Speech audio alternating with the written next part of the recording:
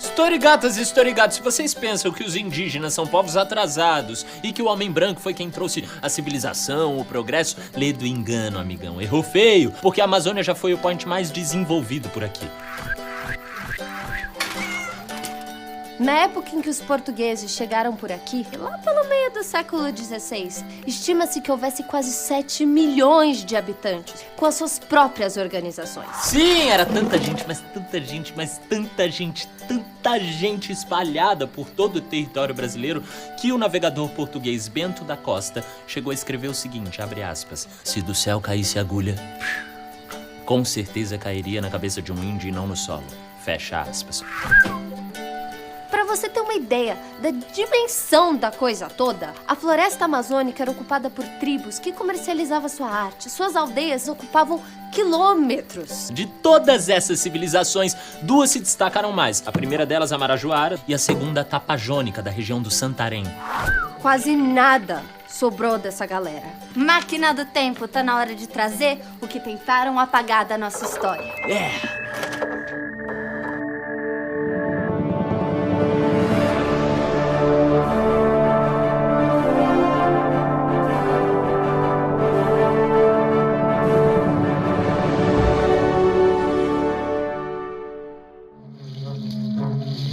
A nossa convidada de hoje resistiu com garra à força do tempo. Revolucionou as artes e o trabalho manual. A lenda, a força, o mito, o símbolo feminino dos princípios da nossa terra. A Marajoara Yaci. Tava na fé. Sim, a Jaque. Oi, tudo bem? Fica à vontade pra sentar aqui. Yaci. Fica à vontade, tá bem gostosinha a poltrona. É um prazer inenarrável pra gente te receber no programa, Yaci. Inenarrável essa coisa que colocaram em mim. É, eu tenho que concordar. Que a máquina do tempo, eu não sabia que ela exagerava tanto nos estereótipos. História, amigos, vamos dar uma corrigida aí nessa história aí? Agora pronto. Podem começar com as perguntas. E assim, seria um prazer poder te receber assim, do jeito que você sempre foi. Não, total. A gente, inclusive, não teria o menor problema com isso. Só que tem a questão da classificação indicativa mesmo, fora os conservadores, a censura. Então fica à vontade pra escolher a roupa que você quiser no meu armário. Tranquilo. Tá bom. Nossa, que rápida! Gostei disso aqui, ficou bom. Tá Pode linda. crer, Yaci, pode crer. A gente tem uma mania de ver a imagem do indígena só com essa coisa de rosto pintado, pé descalço, um penacho na cabeça, uma tribo de paz. Então, é que reduzir a isso é que atrapalha a visão do que realmente é ser indígena. A minha comunidade vive na ilha de Marajó, no norte do Pará. A gente planta e colhe como qualquer outro indígena que vocês conhecem. A gente gosta de comer sementes, frutas, peixe. Agora, essa coisa de que índio vive deitado em rede, hein? Quem foi que inventou isso? Porque a gente trabalha muito, tarefa de sol a sol. Mas a cerâmica é o nosso forte. Conta mais, então. As mulheres são as responsáveis por todo esse processo artístico. A gente escolhe a melhor argila e mistura com o melhor tempero. Tempero? A gente salpica a argila com casca de árvore e areia preta e depois leva pro forno, que a gente mesma fez com barro. E a argila leva adorno, enfeite, assim? A gente gosta de desenhar assim, inclusive nas nossas urnas funerárias, a gente gosta de fazer uns escorpiões, umas serpentes, uns lagartos, assim, proteção, sabe? Pra se ter uma cerâmica, uma peça, assim, bem detalhada, é preciso o envolvimento de muitas, mas muitas mulheres, viu? A gente é um povo muito pra frente. Vocês teriam inveja. Ah, eu tenho inveja já. E conte, assim, como funcionava tudo por lá? A minha comunidade, assim, é super populosa. Tem umas 10 mil pessoas por lá. Ô, louco. E ó, não é por nada não, mas o meu povo não construiu pirâmides como os maias lá no México ou o pessoal da América Central, mas a nossa arquitetura, garoto e garota, vai muito, mas muito além do que as ocas que vocês conhecem da aula de história. A gente constrói nossas moradas, assim, em aterros enormes. para se proteger das enchentes, porque lá tem aos montes. Os historiadores chamavam essas construções de terços. Eram morros enormes que a casa ficava lá em cima, protegida das invasões. Os morros chegavam a 12 metros de altura e 200 metros de comprimento. É muito doido! E quando a água subia, a gente tinha que fazer tudo de canoa. Ah, então peraí. Na verdade, Veneza deve ter se inspirado nos marajoaras. Óbvio. É um lugar da Itália.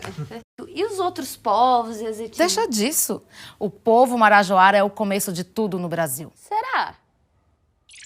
Os arauãs, Anajás, os sacacás, os muanás, caiás. pacajás, araris. Essas são só algumas das etnias que habitavam a Ilha dos Marajós, lá na época em que a Si dava aqueles rolezinhos de canoa. Sim, e os marajoaras construíam sua identidade também através dos cantos. Era uma cultura oral avançadíssima. E você imagina que naquela época era uma quantidade enorme de etnias, de línguas no nosso país. Era até difícil saber onde cada etnia estava antes de 1500. E é aí que entram os estudiosos, que resolveram buscar semelhanças entre as línguas e dar uma organizadinha em famílias, como por exemplo o Tupi-Guarani.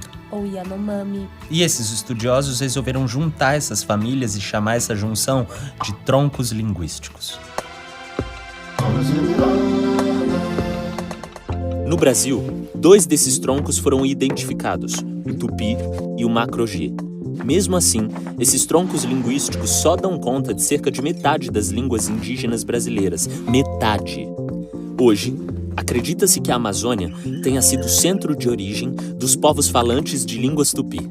Esses povos teriam se dispersado pelos rios Madeira e Tapajós, até o rio Amazonas e então pela costa atlântica brasileira. Enquanto pelo sistema fluvial do rio Paraná e dos rios Xingu, Araguaia e Tocantins teriam se espalhado pelo centro e sudeste brasileiro.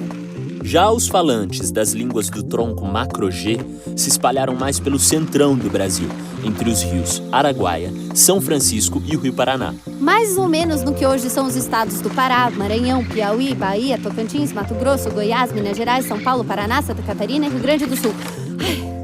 E assim, você falou um pouco sobre a posição da mulher na tribo. Queria que você falasse um pouquinho mais, né? Porque o que a gente escuta, o que a gente lê é que na tribo o homem saía pra caçar, comandava em tudo, ia pras batalhas, enquanto a mulher ficava lá cuidando dos filhos e, quem sabe, pegando umas frutinhas.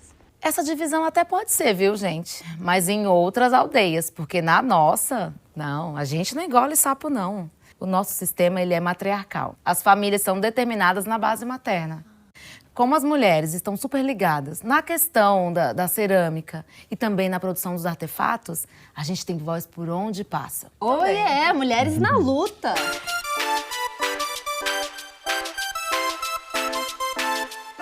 Ô, Clarinha, Neto, gente, que saudade que eu tava de vocês, um beijinho pra todo mundo. É o que minha mamita sempre dizia. Consuelita, meu amorzinho, eu chamo de amorzinho. Você precisa aceitar a diferença.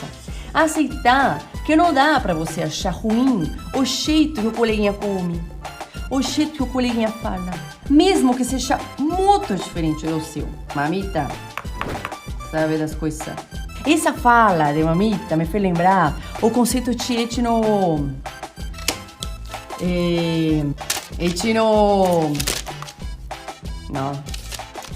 etnocentrismo, tá? Ai, gente, eu não sei falar muito bem português, você sabe, né? Então, o que significa essa palavra esquisita, etnocentrismo, tá? É você achar que a sua cultura, que a forma como você encara a sua fitinha é melhor do que a do seu vecino. Você tá compreendendo? Essa coisa, ela é muito surreal, gente. Ela impõe a visão de mundo do dominador. A Consuela é entendida, gente, tá vendo? Não é à toa que eu sou prima da Clarinha. É só a gente dar uma espiadinha de como a gente aprende a história mundial. Não é mesmo, gente? Olha só. Com foco no povo europeu. Eles são muito espertinhos, esse povo europeu, né? Olha só, ou a própria história do Brasil, meu. A história, ela é contada como se não existisse ninguém antes da chegada dos europeus. E eles chegando, E nada aconteceu, não teve nada lá, ninguém respirou, nenhuma bactéria, nenhum oxigênio, nenhuma história de amor aconteceu lá. Ai, gente, que pessoal que só enxerga o próprio nariz, né? Ai, parou, não gostou dessa galera. Tudo bem que eu fui dessa galera, né? Mas eu não sabia, vim depois, consequência. Nada a ver. Mas, gente, eu quero saber uma outra coisa. Durante a minha viagem com a máquina do tempo, eu não encontrei resquícios do meu povo por aqui. Então, eu não sei se você vai gostar se a gente responder essa sua pergunta. Não, mas pode responder. O povo xamã aguenta tudo. Pode mandar real. É o seguinte, assim, dizem que os marajoaras sumiram misteriosamente por volta de 1300 por brigas internas ou ataque de outros povos. Olha, sumir misteriosamente, eu até acredito agora. Brigas internas, sei não. Quando os portugueses chegaram, a ilha dos Marajós já era habitada pela tribo dos Arawakes. A máquina do tempo adverte. Segundo pesquisadores, 99,99999% dos brasileiros descendem de indígenas. Sim, cara pálida, você também é indígena. Mas eu quero saber o que aconteceu com os outros. Então, Yaci, de milhões de indígenas, hoje existem 460 mil nas aldeias do Brasil. É isso porque os massacres não são só da época da invasão portuguesa, eles continuam até hoje. E os indígenas continuam lutando pela demarcação das terras que são tiradas deles. Isso, mas você pode crer que a influência do seu povo ainda tá por aqui. Oh, yeah. Pode ter certeza. Muito obrigada por ter vindo aqui ao programa, viu? Foi um prazer. Obrigado mesmo. Tamo junto, amigos. Mas agora eu quero saber como é que eu faço pra voltar. Ah, é? De boa. É só apertar esse botão aí. Não tem erro. É só ele. Tchau.